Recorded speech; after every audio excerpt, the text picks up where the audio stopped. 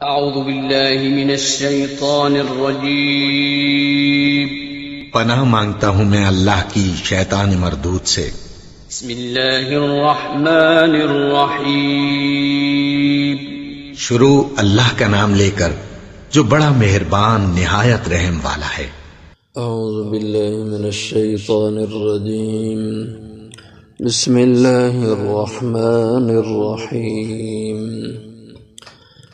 ألم تر إلى الذين بدلوا نعمة الله كفرا وأحلوا قومهم دار البوار جهنم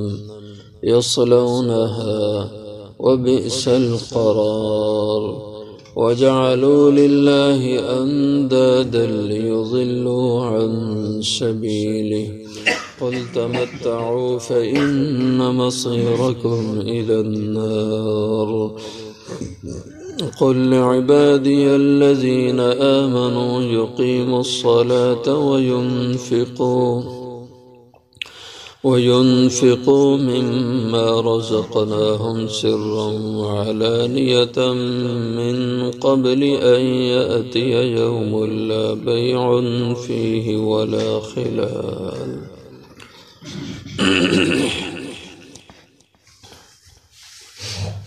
الم تر الی الذین، کیا نہیں دیکھا آپ نے ان لوگوں کی طرف بدلو جنہوں نے تبدیل کر لی نعمت اللہ، اللہ کی نعمت، کفراً کفر کی صورت میں، وحلوا قومہم اور اتارا انہوں نے اپنی قوم کو دار البوار ہلاکت کے گھر میں، جہنم جو دوزخ ہے، یصلونہا داخل ہوں گے وہ اس میں، وبئس القرار اور بہت بری ہے جگہ ٹھہرنے کی، وجعلوا للہ اور بنا لیے انہوں نے اللہ کے لیے انداداً شریک، لیضلوا عن سبیلی تاکہ وہ گمراہ کریں اس کی راہ سے، قل کہہ دیں تمتعوا نفع اٹھا لو، فإن مصیرکم الی النار پس بے شک تمہیں لوٹ کر جانا ہے دوزخ کی طرف، قل کہہ دیجئے لعبادی میرے بندوں سے، الذین وہ آمنوا جو ایمان لائے، یقیموا الصلاۃ کہ وہ نماز قائم کریں، وینفقوا اور خرچ کریں، مما رزقناہم اس میں سے جو ہم نے ان کو دیا ہے، سرًا وعلانیةً پوشیدہ اور ظاہر کر کے، من قبل پہلے اس کے، ان یأتی یہ کہ آ جائے، یوم ایسا دن لا بیع فیہ جس میں کوئی سودے بازی نہیں چلے گی، ولا خلال اور نہ کوئی دوستی چلے گی۔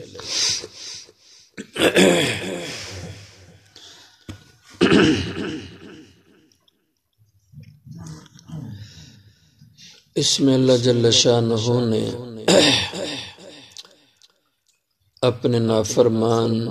باغی اور سرکش لوگوں کا ذکر کیا ہے کہ اللہ تعالیٰ انسانوں پہ کتنی نعمتیں کرتے ہیں، کس طرح اللہ ان کو انعامات سے، اپنے احسانات سے نوازتے ہیں، تو اس کا حق تو یہ بنتا ہے کہ جو انعام کرے، جو احسان کرے، اس کا شکر ادا کیا جائے، لیکن فرمایا لوگ رب کی نعمتیں کھاتے ہیں، اس کے احسانات میں جیتے ہیں اور اسی کا لطف و کرم ان پہ ہوتا ہے، لیکن اس کا شکر نہیں کرتے بلکہ اس کی ناشکری کرتے ہیں۔ جیسے اللہ تعالیٰ نے اہل مکہ کو انعامات سے نوازا، انہیں اللہ کا گھر دیا اور انہیں اللہ تعالیٰ نے خانہ کعبہ کی برکت سے دنیا میں عزت کا مقام دیا، یہ قریش جس طرف جاتے تھے لوگ ان کی عزت کرتے تھے کہ یہ خانہ کعبے کے متولی ہیں، اور اسی طرح اللہ تعالیٰ نے قرآن پاک میں ان کے بارے میں فرمایا الذی فلیعبدوا رب هذا البیت الذی اطعمهم من جوع، انہیں چاہیے کہ اس گھر کے رب کی عبادت کریں کہ جس نے ان کو بھوک میں کھلایا، کیونکہ یہ علاقہ یہاں پہ تو بنجر علاقہ، پتھریلا، نہ کوئی پھل اگتا، نہ کوئی سبزی اگتی، نہ کوئی اناج اگتا، تو بھوک ہی بھوک کا سما ہے اور اکثر قحط پڑتے رہتے تھے۔ تو اللہ تعالیٰ نے اطعمہم من جوع، ان کو بھوک پہ خوب کھلایا،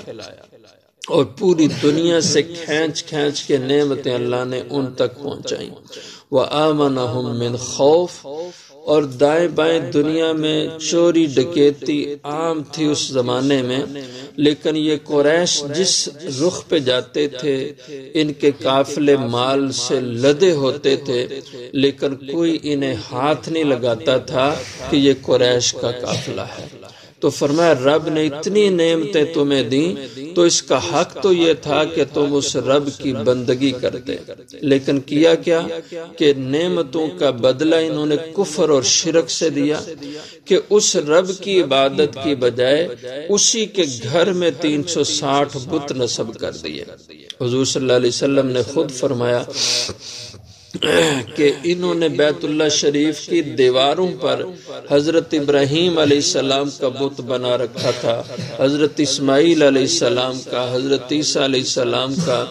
اور طرح طرح سے جتنے انبیاء تھے، اکثر انبیاء، کچھ نیک لوگ تھے، جیسے حابیل کا بت جو آدم علیہ السلام کے بیٹے تھے، اور یہ جو حبل ان کا مشہور بت تھا، یہ حبل حابیل کے نام پہ تھا۔ حابیل کے لفظ کو حبل بنا دیا تھا انہوں نے، اور یہ حبل ان کا بہت بڑا خدا تھا اور اس کی پوجا کرتے تھے۔ اسی طرح بہت سے بت تھے، اور ان بتوں کو انہوں نے بیت اللہ شریف میں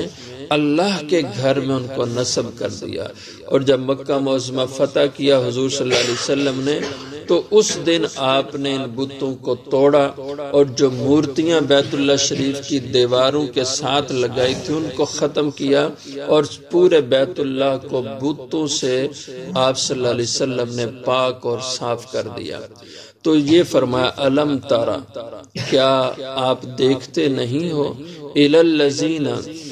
ان لوگوں کی طرف، بدلوا نعمت اللہ، جنہوں نے بدل ڈالا اللہ کی نعمت کو کفرن، کفر کی شکل میں، وَأَحَلُّوا قَوْمَهُمْ دَارَ الْبَوَارِ جَهَنَّمَ، اور اسی طرح کہ بیت اللہ شریف والی نعمت کی ناقدری کی، اور اللہ تعالیٰ نے انہیں حضور اکرم صلی اللہ علیہ وسلم کی شکل میں اپنے تعارف کے لیے ایک شخصیت عطا کی۔ تو یہ بھی بہت بڑی نعمت تھی، حضور کا وجود پاک، آپ صلی اللہ علیہ وسلم کی ہستی اور ذات اللہ کی نعمتوں میں سے بڑی نعمت ہے،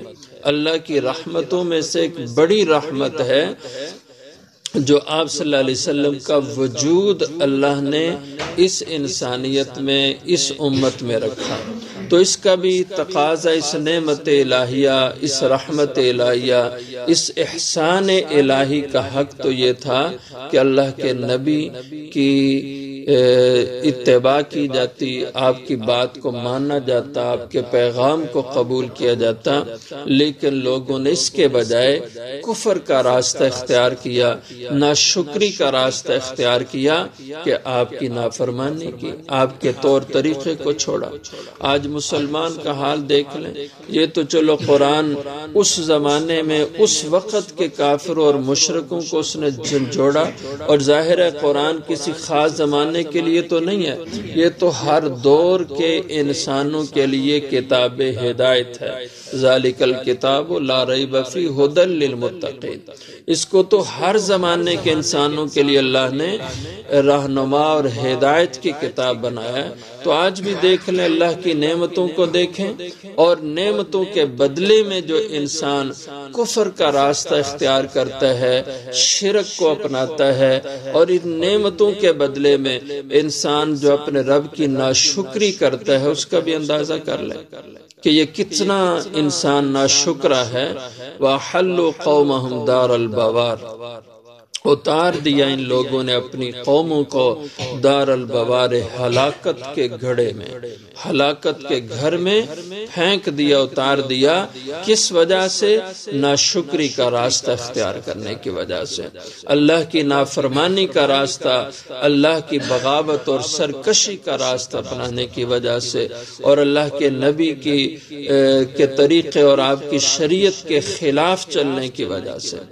آج مسلمان کلمہ زبان پہ ہے لیکن طور طریقے، عادائیں، سارا طرز زندگی وہ کافروں اور مشرکوں والا ہے۔ یہی مطلب ہے اس آیت کا، الم تر الی الذین بدلوا نعمت اللہ کفرا،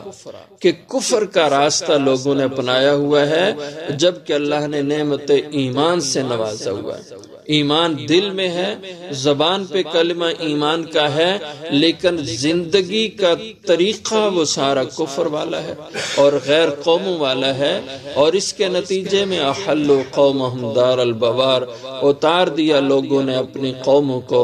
ہلاکت کے گھر میں، جہنم جو دوزخ کی شکل میں ہوگا، یصلونہا اس میں داخل ہوں گے، وبئس القرار اور بہت بری ہے جگہ یہ ٹھہرنے کی۔ وَجَعَلُوا لِلَّهِ أَنْدَادًا، اور بنا لیے ان لوگوں نے اللہ کے شریک۔ انداد ند کی جمع ہے، ند کہتے ہیں شریک کو، حصہ دار کو۔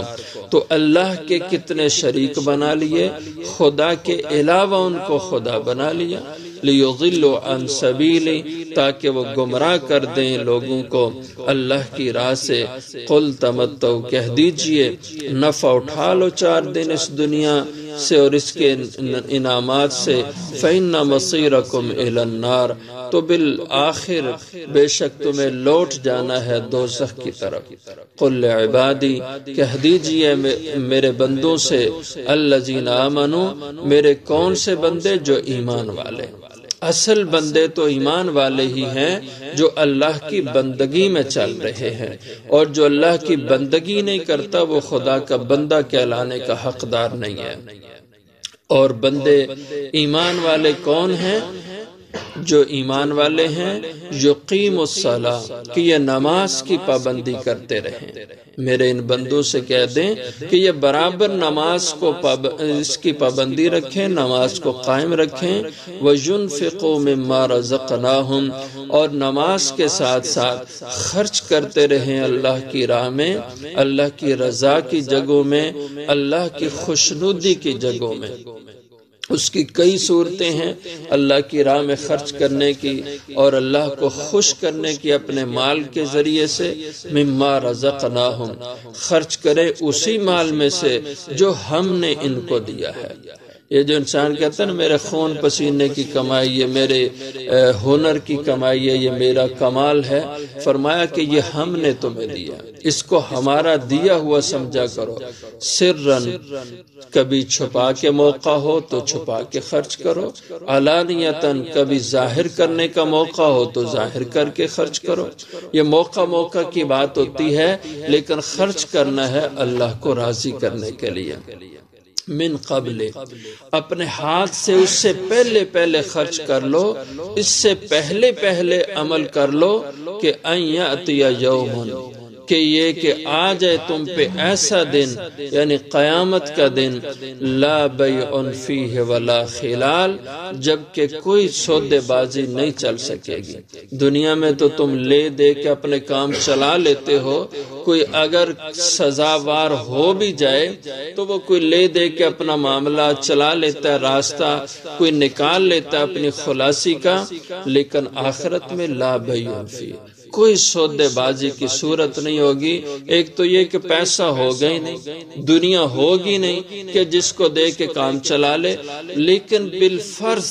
دوسری آیت میں اللہ نے فرمایا اگر ہم ان کو دنیا دے بھی دیں، دولت دے بھی دیں، اور اتنی دیں کہ زمین آسمان کے خلا کو ہم دولت سے بھر کے اتنے خزانے ان کے ہاتھ دے دیں، اور یہ وہ ساری دولت عذاب دوزخ سے چھٹکارے کے لیے بدلے میں دے دیں